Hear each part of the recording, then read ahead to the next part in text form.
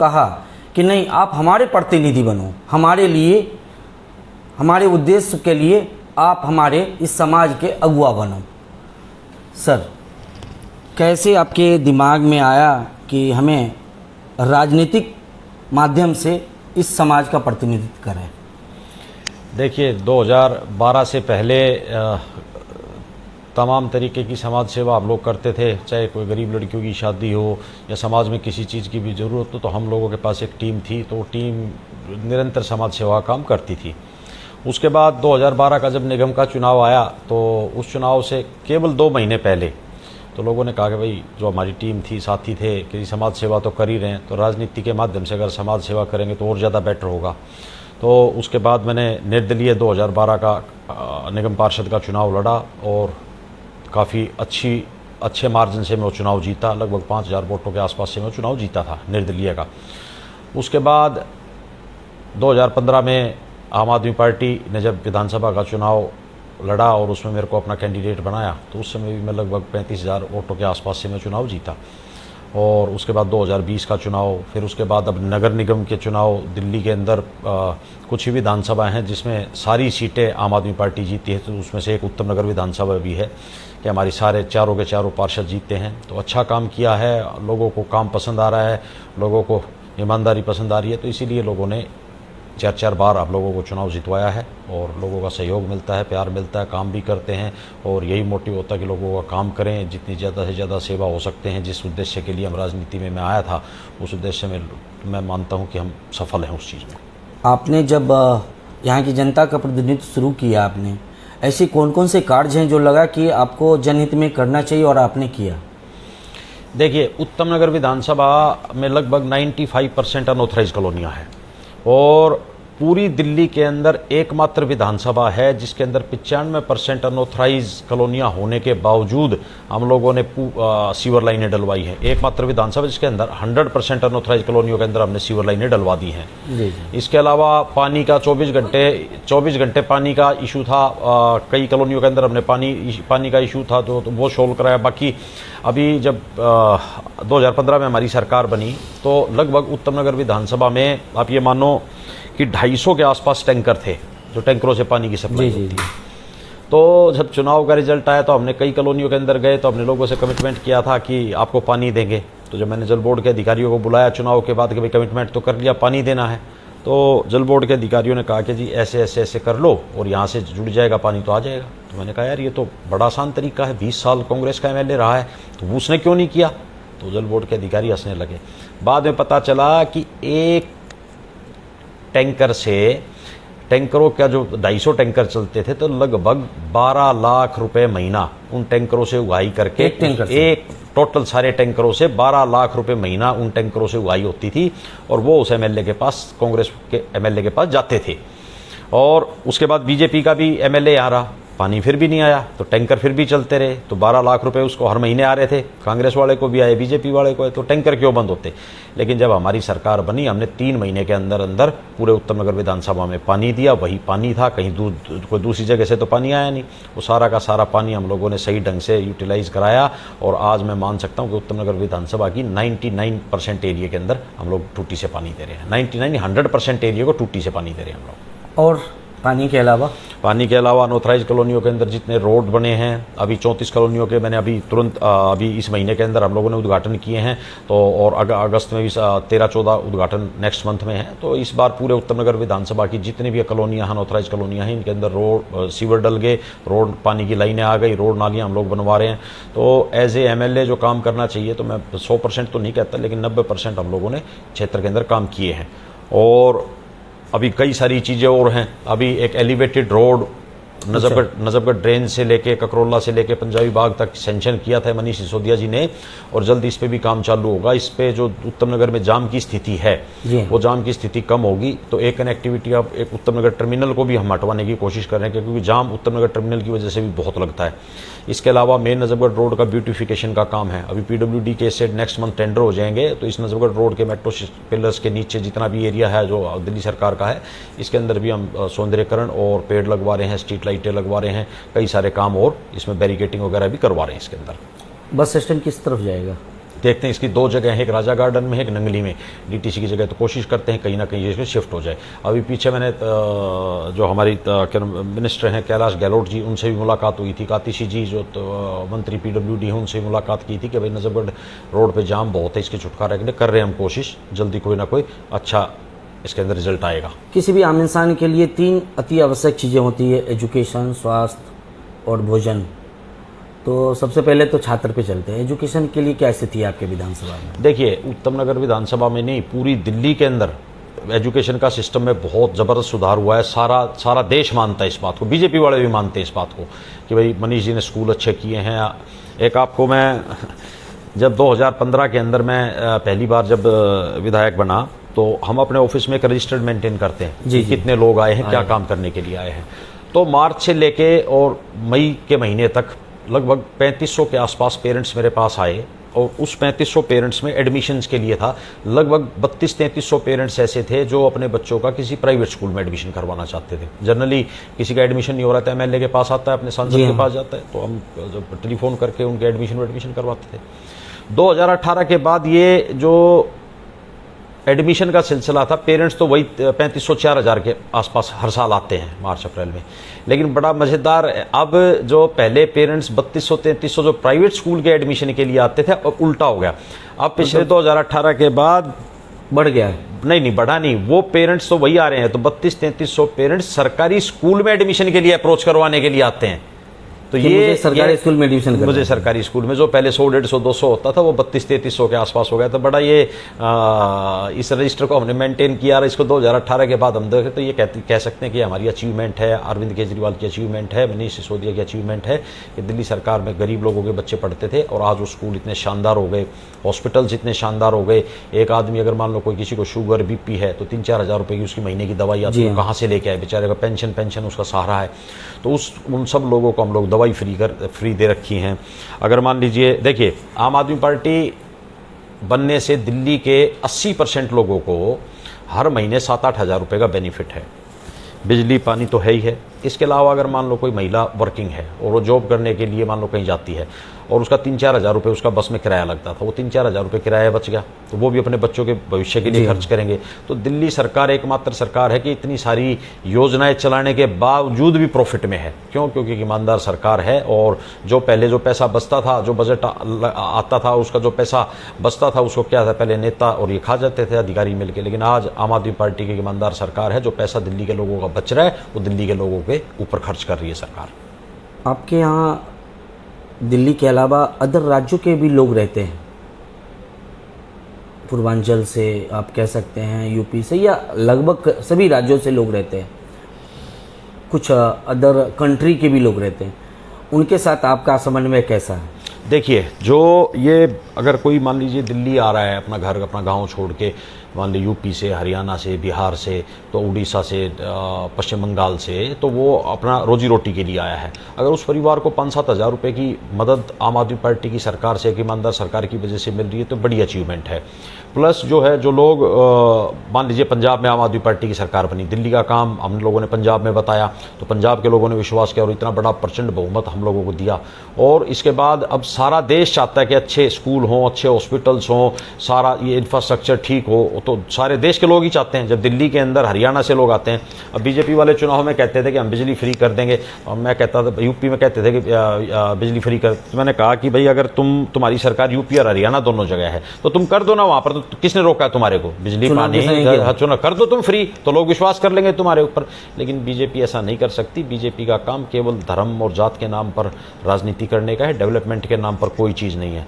कभी देखना, लोकसभा का चुनाव आ रहा है तो या तो पाकिस्तान हो जाएगा, या हिंदू मुसलमान हो जाएगा, या हरियाणा के अंदर जैसे इन लोगों ने कर दिया जाट वर्सेस अदर कर दिया, महाराष्ट्र में मराठा वर्सेस अदर कर दिया, गुजरात में पटेल वर्सेस अदर करते। धर्म और जात की राजनीति करते बहुत दिनों तक नहीं चलेगी, काट की हांडी बार बार नहीं चढ़ती है। अब लोग डेवलपमेंट मांग रहे हैं, काम मांग रहे हैं, तो लोगों के पास रोजगार नहीं है।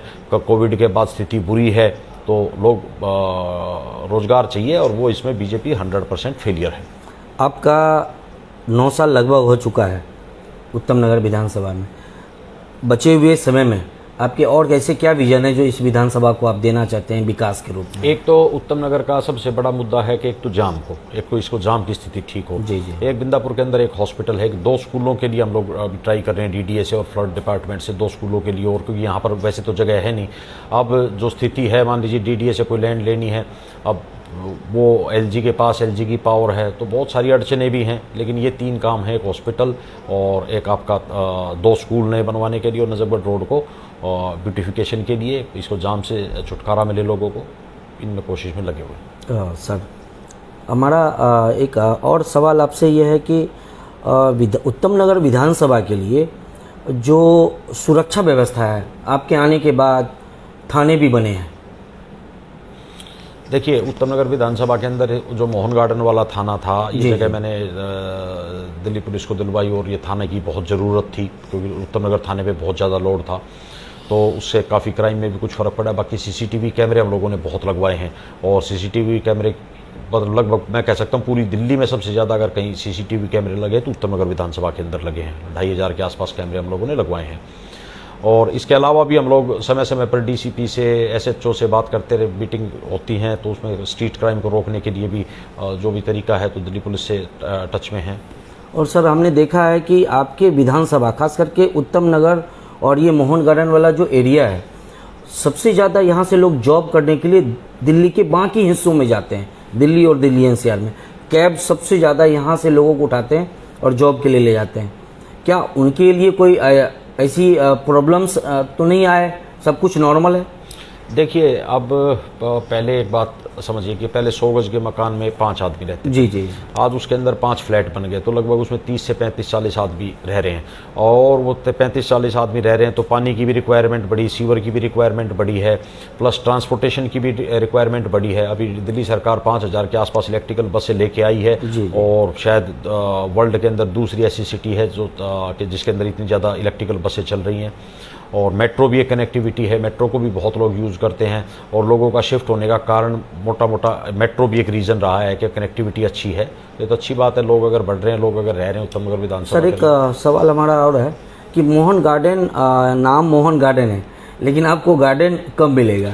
ये आपकी नहीं, पीछे से ही ये बनी हुई है, क्यों ऐसा है? देखिए, ऐसा है कि विधानसभा, हमारी विधानसभा 95% अनऑथराइज है जी।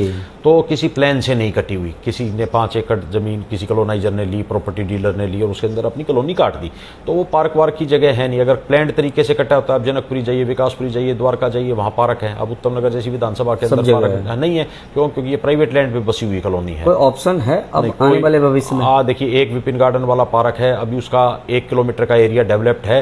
अभी उसको तकरीबन मेरी विधानसभा का 5 किलोमीटर एरिया पड़ता है। मैं उस 4 किलोमीटर एरिया को भी डेवलप कराने के लिए मैं फ्लड डिपार्टमेंट से लगातार संपर्क में हूं, और मेरे को लगता है कि इस साल अक्टूबर के आसपास हम उस 4 किलोमीटर के पार्क को डेवलप करा देंगे विपिन गार्डन वाले। आप सुन रहे थे बलियान जी को, जो इनके विधानसभा से जुड़े हुए उन हर मुद्दों को मैंने इनसे सीधा पूछा है, जबकि इनका कार्यकाल 9 साल का है। इससे पहले कांग्रेस और बीजेपी, और कांग्रेस तो काफ़ी लंबे समय तक इस विधानसभा पे उनका प्रतिनिधित्व रहा है, लेकिन विकास के नाम पे ढाक के 3 पात रहे हैं। लेकिन आप इस मोहन गार्डन में फ्रंट रोड से आप पीछे के नाले रोड तक, आप बाइक से हो या 2 व्हीलर से हो या 4 व्हीलर से आप जा सकते हैं, ये साफ दिखता है। हाँ, जब जनसंख्या आएगी तो विकास भी होगा और टूटेगा भी और रिपेयर भी होगा, ये तो लगातार जारी रहेगा। आम आदमी पार्टी को ही आपने पसंद क्यों किया? देखिए, आम आदमी पार्टी एक ईमानदार पार्टी है, और अरविंद केजरीवाल के नेतृत्व में हम लोग अच्छा काम कर रहे हैं, और अच्छा काम कर रहे हैं तो तभी दिल्ली में अच्छा काम किया तो पंजाब में सरकार आई। और मेरा मानना है कि इस बार लोकसभा के अंदर भी रिजल्ट बहुत अच्छे रहेंगे, और आम आदमी पार्टी इस देश का भविष्य है। और आने वाले समय में आप देखना, जल्दी 4-5 साल के अंदर अंदर कई सारी जगह अब राष्ट्रीय पार्टी बन गई। इतने जल्दी कम समय में किसी पार्टी का राष्ट्रीय पार्टी बनना बड़ी बात है, तो लोग पसंद कर रहे हैं हमारी नीतियों को, और लोग विश्वास कर रहे हैं। आपने अपनी विधानसभा को लेकर सारी बातें रखी। मैं आपसे चाहूँगा कि ओवरऑल दिल्ली की अगर बात करें, कहीं ना कहीं आप दूसरी बार जीतना किसी भी पार्टी में अपने आप में बहुत मायने रखता है। एक तो टिकट मिलना, दूसरा आप अपने क्षेत्र में काम किए हो तभी आपको पार्टी भी टिकट देती है। और ओवरऑल आम आदमी पार्टी का जो दिल्ली में तीसरा टर्म हम कहें तो, शुरुआती में कुछ दिनों के लिए रही, लेकिन आप दूसरा टर्म आपका फुट मोहम्मद की सरकार है, और आंकड़े इतने हैं कि 3 सीट रह गए थे सिर्फ दिल्ली विधानसभा में।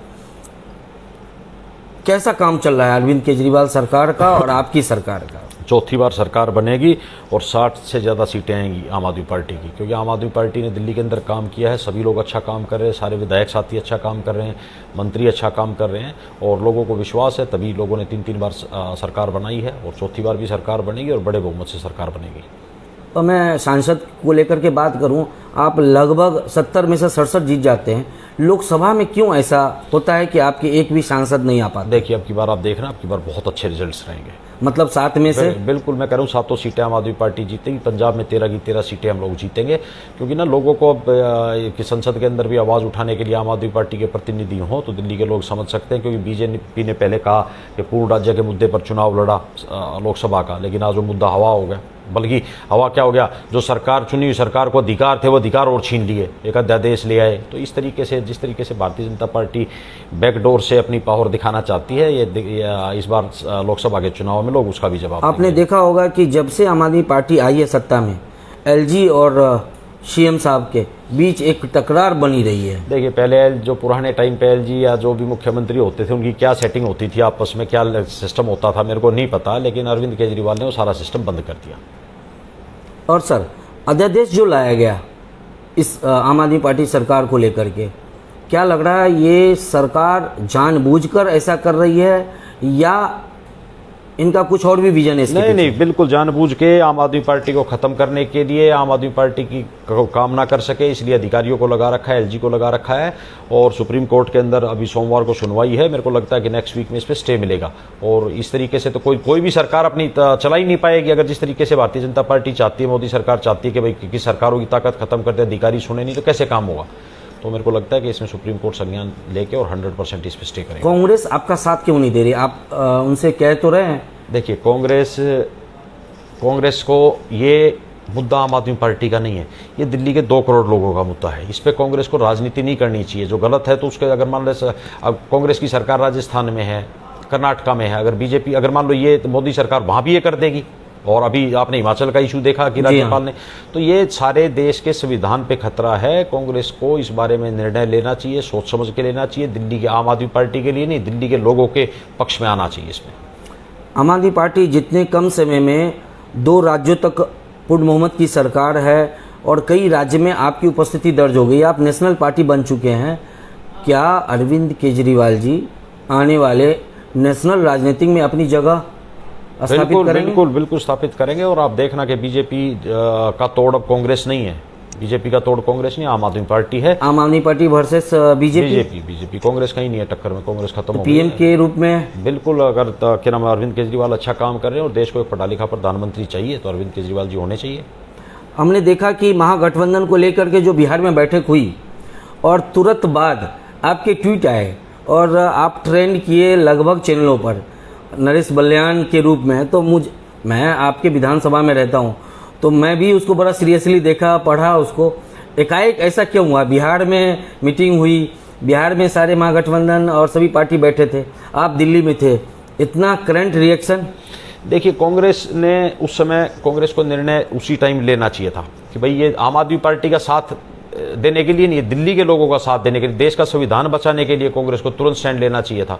और आज तक कांग्रेस स्टैंड नहीं ले पाई, तो कांग्रेस, मेरे को नहीं लगता कि कांग्रेस कभी अब सर्वाइव कर पाएगी। और एक सेकंड ऑप्शन आम आदमी पार्टी है देश के अंदर, बीजेपी का ऑप्शन अब लोगों को आम आदमी पार्टी के रूप में मिल रहा है, क्योंकि राष्ट्रीय पार्टी बन गई है, इतनी गुजरात में सीटें आई हैं, गोवा में सीटें आई हैं, पंजाब में सरकार है, दिल्ली में सरकार है, अब राजस्थान में भी अच्छा करेंगे, छत्तीसगढ़ में भी बहुत अच्छा रहेगा। तो अब देखना भी, और लोकसभा चुनाव के अंदर आम आदमी पार्टी की बड़ी उपस्थिति दर्ज होगी इस बार।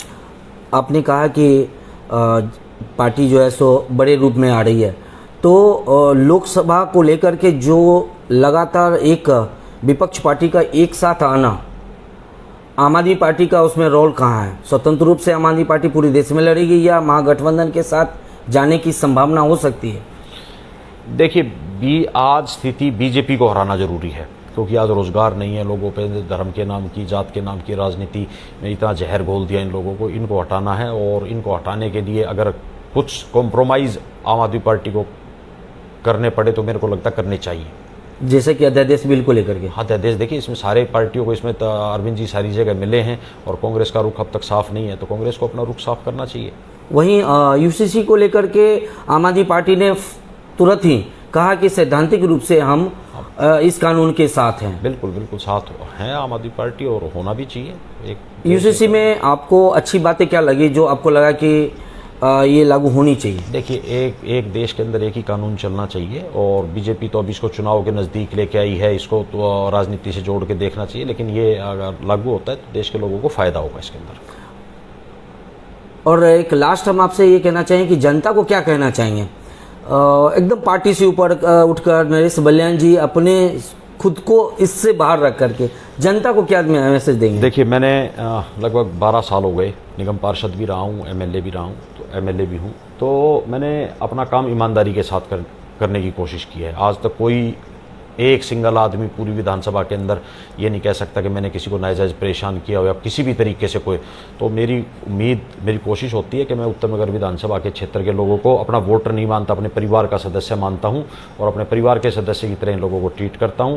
तो मेरा मानना है कि ये लोग जब प्यार करते हैं तो ये प्यार 3 बार जब दिया है तो आगे भी देते रहेंगे, क्योंकि इनके विश्वास को मैं भी नहीं टूटने दूंगा। और अपने विधानसभा को तो आपने बताया, देशवासियों के लिए क्या मैसेज है? देशवासियों के लिए आम आदमी पार्टी एक बड़ा विज़न लेके साथ चल रही है। मेरा देशवासियों से निवेदन है कि आम आदमी पार्टी के साथ जुड़िए, और आम आदमी पार्टी विज़न के साथ आगे चल रही है। तो देश को अगर आगे लेके जाने की बात है तो केवल आम आदमी पार्टी कर सकती है। कांग्रेस और बीजेपी को तो आप लगभग 75 साल से देख ही रहे हैं, कभी कांग्रेस आ गई, कभी बीजेपी आ गई। एक बार आम आदमी पार्टी को मौका दे के देखिए, और जो देश को विकसित देश जो बनाना है वो केवल आम आदमी पार्टी बना साथ में इसमें जोड़ दीजिए कि देश का प्रधानमंत्री कैसा होना चाहिए? अरविंद केजरीवाल जैसा होना चाहिए। अरविंद केजरीवाल जैसा होना चाहिए। पूरी बेबाकी से कहीं भी सोचने में इन्होंने, मेरे सवाल के बाद इन्होंने सोचा नहीं कि मैं क्या बोलूं। धारा प्रवाह बोलना मतलब है कि इंसान जब जमीन पे काम करता है तभी ऐसा जवाब देता है। बलियान जी, आप हमारे साथ जुड़े, आज आपने खुल के अपनी बात रखी, इसके लिए बहुत बहुत धन्यवाद। आप आगे भी, हम बलियान जी के आने वाले चुनावों के समय में इनके विधानसभा की हर जानकारी आप तक पहुंचाऊंगा। मैं रवि नीरज, नरेश बलियान जी के विधानसभा क्षेत्र से, आज उनके ही ऑफिस से हम बात कर रहे थे, और हमारे साथ नरेश बलियान जी जब हम मिले थे फर्स्ट टाइम, और आज कहीं न कहीं ये चेहरा अब विधायक और निगम पार्षद से ऊपर की ओर जा रहा है। अब आने वाला समय बताएगा कि नरेश बलियान जी को हम कैसे रूप में देखते हैं।